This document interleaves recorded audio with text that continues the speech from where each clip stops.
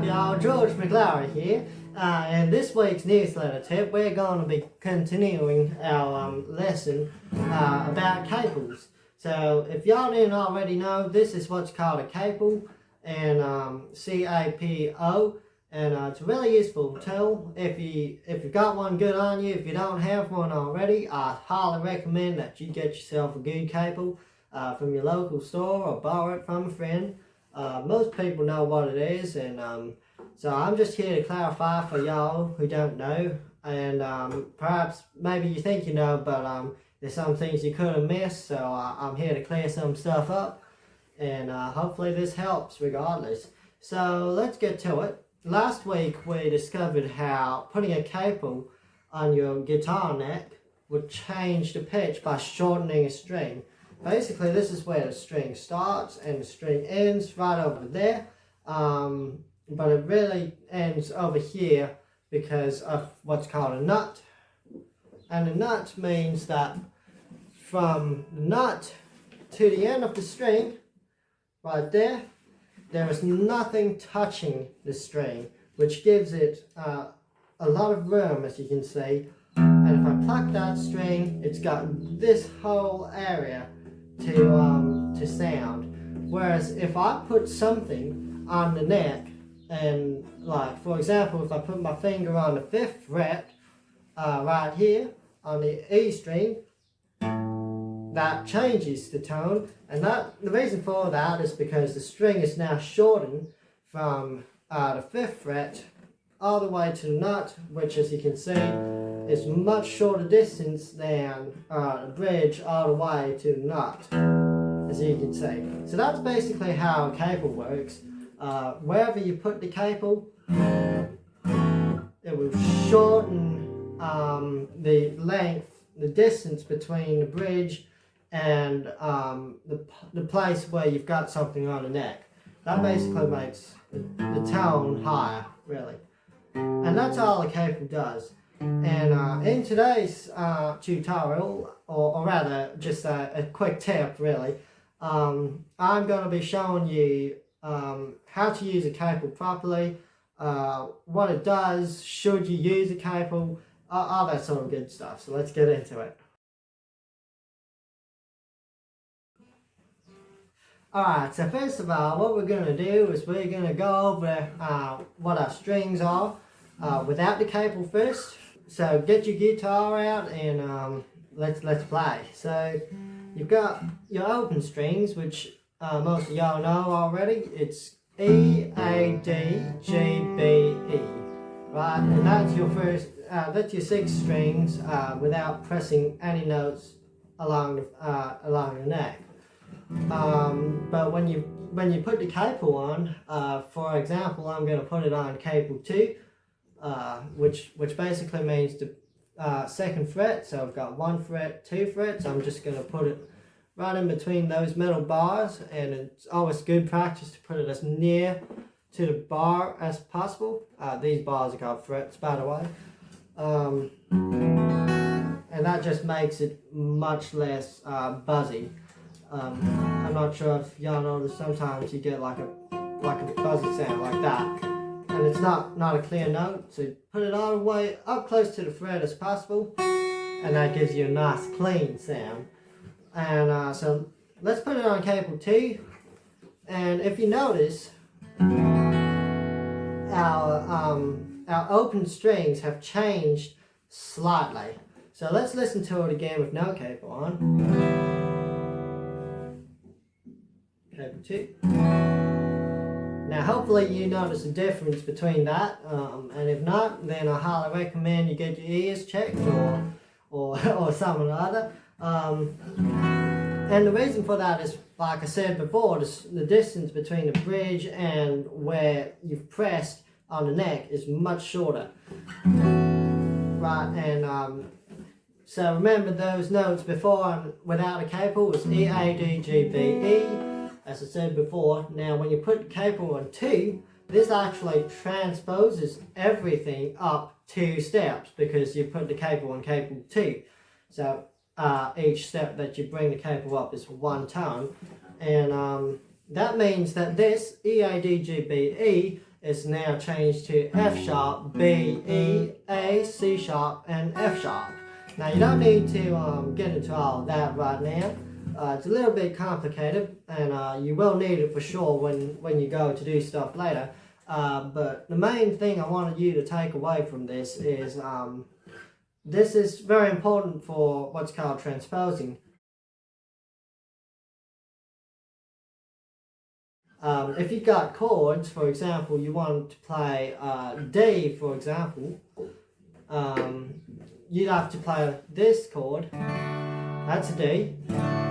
Let's say you wanted to play in D, but your friend likes the key of E, and you're playing with your friend who likes the key of E, and he's like, I want to play in E, but you don't know B, for example, which by the way goes with E. So what you do, you put your capo on 2, and because you like to play in D, you can now play in D. And that becomes an E chord, because you've got your capo on 2, and putting the capo on 2, it transposes your D chord that you're playing up twice. And if you know a little bit of music theory, you don't need to know a whole bunch, but it goes D, D sharp, E. So what you're doing there is transposing up twice, and you get an E. And you can test this out by doing it. Right, that should sound the same as that, and it does. So this is especially useful as well. I like to play in C a lot, because I find that personally I've got a lot of places to go, if you know what I mean. My finger can go to the next string, sort of thing, and that really helps because I like to play the quarter scratch, which basically strums and picks a tune at the same time.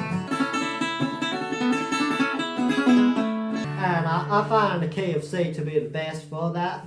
Y'all might find it different personally, but I like C. And so this is really useful. The capo is really useful because I can transpose things. For example, this is Wildwood Flower in C.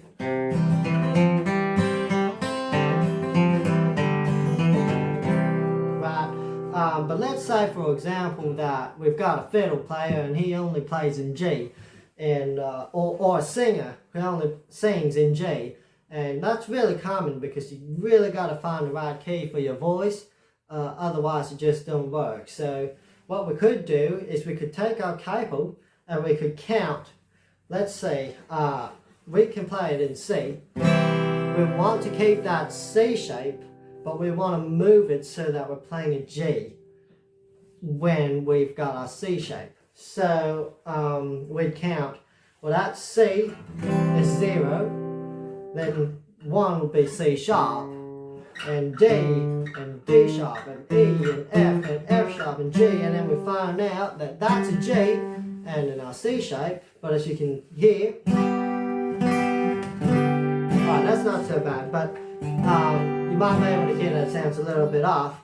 And that's where the capo comes in, because then we put the capo right there so that we can play our C normally. And there you can hear we've got a nice sound. So now we're going to play in G. And I'll show you. Right, so that's our G. And if we put our capo on, we can play our C shape. And now that's, if you can wrap your head around that, I know it's a lot to get in, but if you can understand that, you can do most anything.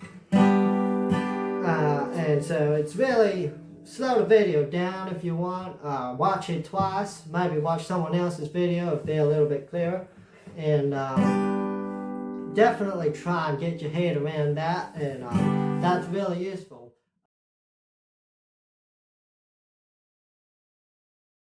Now, I know that sounds like a lot. I'm probably complicating it a lot more than it needs to be, but that's just a quick tutorial. If you want more information on that, just feel free to contact me and I'll try and explain it better. So that's basically what the Capos does. It's a very powerful tool. In summary, it's useful for playing an easy key for you. My easy key is C most of the time because I can play a lot of open strings, which if you're new to guitar, that's really important because a lot of chords that you learn at the start are full of open strings where you don't have to play every string with your left hand. So yeah, that's what it's important for. And so playing in an easy key, but not at the same time. You've got the easy shape but a different key. Another important thing is that it's a good way to help you play in the right key for the vocals. Now that's really important because if you're playing a key and the person singing can't sing to that key, you won't be able to hear them and you drown them out, and it just doesn't work. So it's really important that you fit it to the person singing, and the Capos makes it really easy to do that. Another thing that it helps with is if you're a beginner and you have to play a song, let's say in the key of, F, for example. Now the key of F has some really hard chords, and I'll show you. This is F, and if you follow the Nashville rule, I think it's called the Nashville rule, the 1, 1, 4, if I can get my finger out, 4 and 5 chords is the Nashville rule, and that means that you got, say, C, F, and G. Now you don't need to worry so much about that at the moment because that's a little bit advanced, but this is F, and the chords that go well with F happen to be, I think, B flat and C, which is that. So B flat's a really hard chord to get, as you can see. Even I can't play it perfectly, and so I generally avoid playing in the key of F, but there are times a lot of songs are in the key of F, and so I just have to get along. But with the Capos, it makes it a ton easier because I can just put the Capos on 1, for example, and I can play an E, and that gives us a good old F sound, but I can play in E. And then the B flat then just becomes as simple as playing an A. See what I mean? And that transposes it to B flat. So really useful to get the hang of, and so yeah, definitely try and get the hang of it. Try to understand your Capos, and I can tell you, if you can do that, then you're ahead of about, 70% of people, because it really was an eye-opener for me when I realized how it works and all that, how to transpose things with the Capos.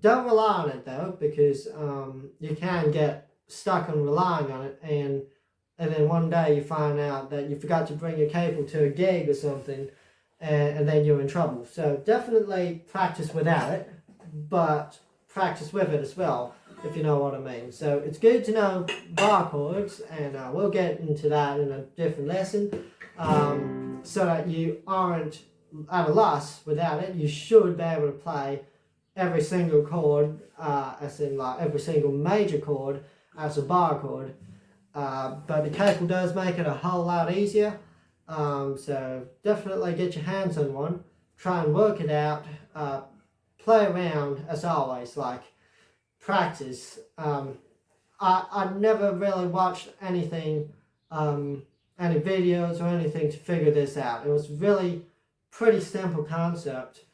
And I learned this by playing and experimenting and finding out. And one day it just clicked. Oh, Capos 2 with C is actually the same as this, which is a D. And then I realized like there's a whole theory behind it, and you kind of work these things out as you play. So I hope this video helps, and I hope it gets you where you need to go. I hope it brings you to the next step. and I hope you'll enjoy. You'll keep coming because I'm going to be giving out a new video, something like this, every week. But every week I'm going to get better. I'm going to learn, and the best way for me to learn actually is by you folks telling me what I can improve on. And so let me know what you think. You can message me at georgemclary@southerncrossrangers.com, or most of y'all probably watching this know how to contact me anyhow. So definitely contact me. I'm really looking forward to hearing from you, and I'll see you in the next one.